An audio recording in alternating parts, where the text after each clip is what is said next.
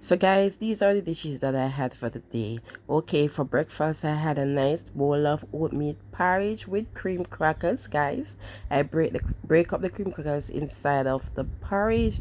Some like it with bread. I love it with crackers. Okay, and then for lunch I have a nice bowl of ramen noodle with okra and egg.